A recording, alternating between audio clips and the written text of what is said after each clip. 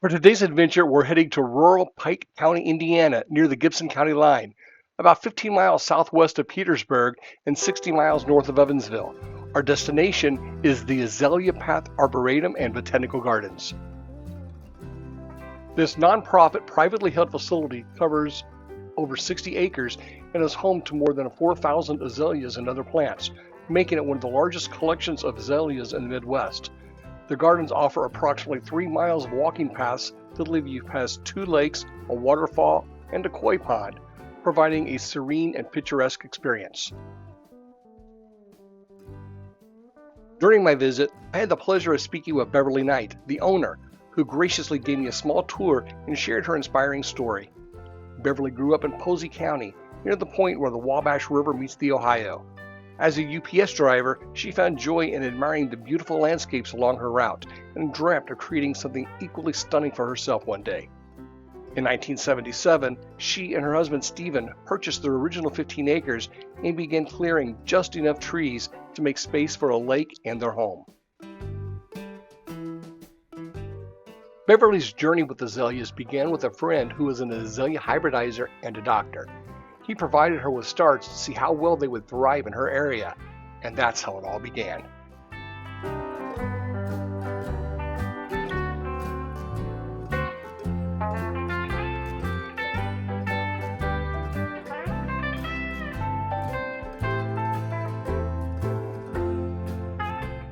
Since then, the original 15 acres has expanded to over 60, with approximately 25 acres currently landscaped and more being added each year.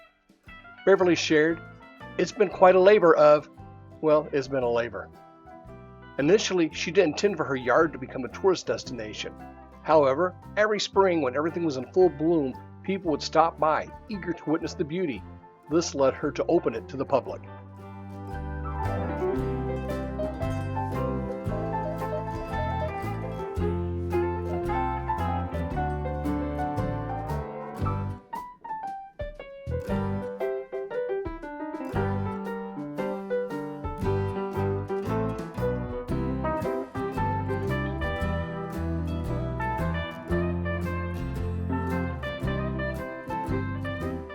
The gardens not only offer lush greenery, but also feature an array of statues, including a fairy garden and a chainsaw garden with intricately carved logs.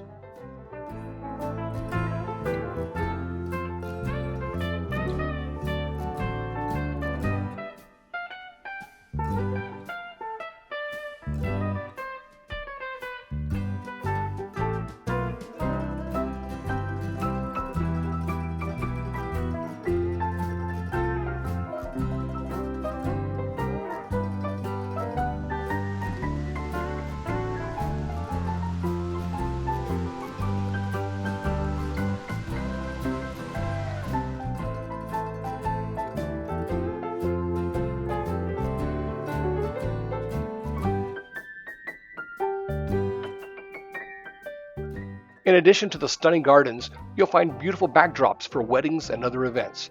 A former pole barn has been transformed into an event center, complete with a magnificent antique wooden bar and reception facilities. You're welcome to bring your own food since they don't have a kitchen, but it's worth checking their website or Facebook as they occasionally have a food truck available on weekends.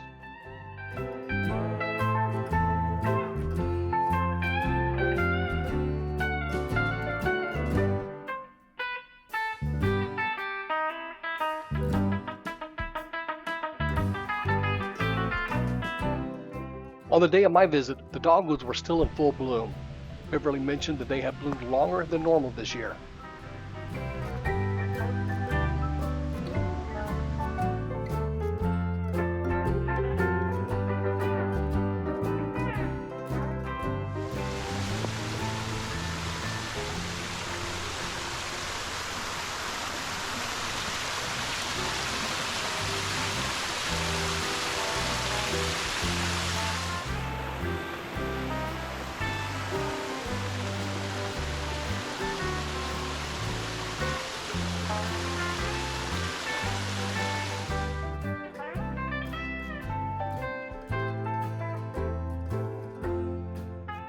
I did overhear another visitor comment that the place is a work in progress, and I agree.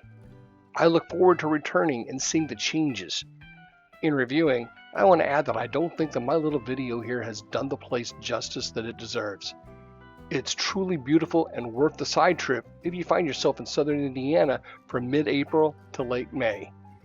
Please consult their Facebook page to verify whether or not they are open. Here are some additional suggestions for your visit. While I had no trouble finding the Azalea Path using Google Maps, it's still recommended to print out directions, as some GPS can sometimes be unreliable. Admission is $5 per person in 2023, and they are open from 8 o'clock a.m. to 7 o'clock p.m. Central Time during their operating season.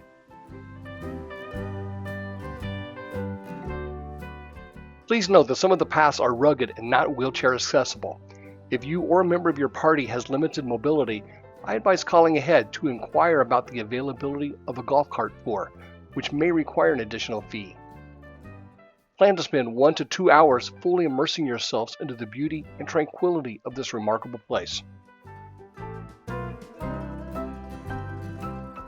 Lastly, don't forget to bring water and bug repellent to make your visit more comfortable. Also, please be aware that pets are not allowed on the property. And please be mindful that in a sense, this is the Knight family's backyard, so it's important to respect their privacy in areas not open to the public. If you enjoyed this and want to see more of my travels, be sure to click subscribe and the bell icon to get notified when I upload a new video. Thank you.